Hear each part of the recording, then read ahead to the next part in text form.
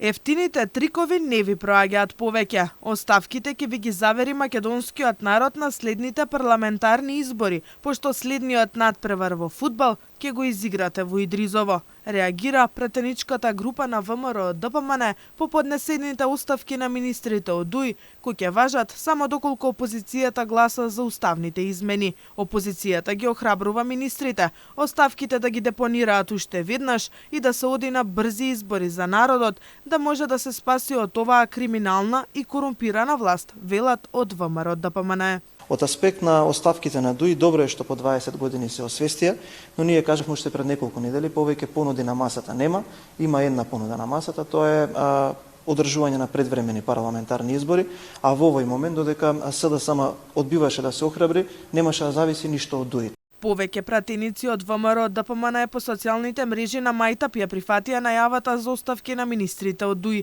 Инаку, предлогот за влада на национално единство без ДУИ беше врзан со одложено дејство на уставните измени. Опозицијскиот лидер Христијан Мицкоски пред еден месец рече дека предлозите што ги даде партијата на лидерската средба веќе не се на маса, затоа што Ковачевски имал доволно време да се произнесе, но тој молчал. За Демократскиот сојуз најлегитимно би било кога прв оставка би поднел министерот за надворешни работи Бујар Османи, кој заедно со премиерот Ковачевски и вице-премиерот Маричик водат поразителна надворешна политика за Македонија.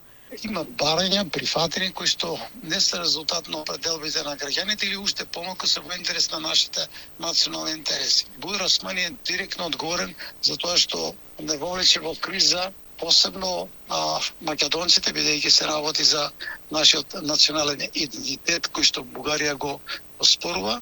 Само поради тоа треба Бујар Османи веднаш да си поднесе оставка. Првиот вице-премиер Груби тврди дека биле спремни да се откажат од привремената влада и премиер Албанец само за иднината на земјата.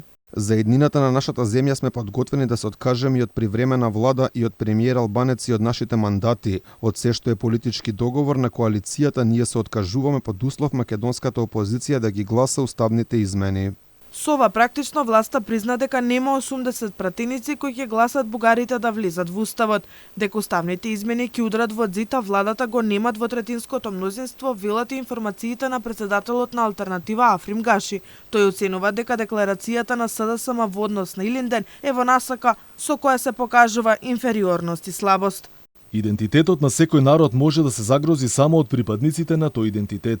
Со францускиот предлог ниту се загрозува, ниту се засилува македонскиот идентитет. Македонците се посебен народ со свој јазик, свое писмо и култура, независно од тоа како тоа се прецепира од другите. Јас мислам дека нема потреба за никакви декларации, бидејќи таквиот начин на однесување покажува несериозност и слабост.